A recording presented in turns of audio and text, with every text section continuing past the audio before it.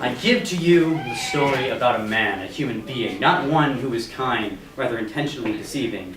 He believes that doing so is rather appealing, and sadly, he's actually partially succeeding. His goal is thousands of years old, ancient without question, relying on deception to acquire his desires of destruction and abolition of the system. The system that provides lives to the weak, the system that gets the sick back on their feet, the system that says the poor should eat, and the system that says we don't want war but peace. That system is my home, and I am proud to call it so. Without it, I'm alone and I have nowhere to go.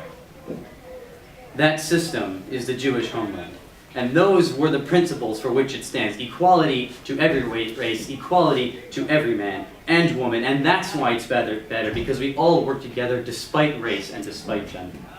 So if this man were to come up to me, to change me, to say to me that everything I just said was a lie, a fib, false, fiction, a fantasy, forgery, inaccurate, a myth, deception, and that my entire home is just downright wrong, I would say no. It is right, truthful, honest, correct, proper, just, legitimate, genuine, authentic, pure, accurate, lawful, good, great, excellent, exceptional, no, perfect, and the best country on the whole planet.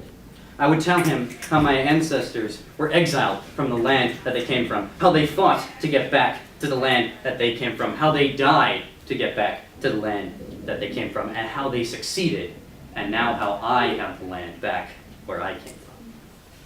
And so you, sir, are surely mistaken if you think for one moment my home will be taken, because when thousands of people give up their lives for me, I will not forget.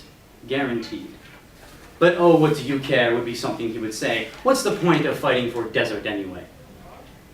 You know you are right, I would respond without hesitation. But the land itself goes beyond that expectation. To the sunrise on Masada, whose beauty is inspiring, to the magic of the Dead Sea, whose powers are frightening, to the hills of Jerusalem that swim over the landscape, to the fresh water of the Kinneret that moves the land into shape. And as for the desert you mentioned before, it's called the Negev and its sand is colorful. So you see, where Asia, Africa, and Europe meet lies my home, thriving, with prosperity, with mystery and history, mythology and unshaken ideology, with majesty and tragedy, and frankly, I'm sorry that you can only see the bad in something this beautiful. And that I'm going to tell you something you may not comprehend, but I'm going to stay with my home until the very end.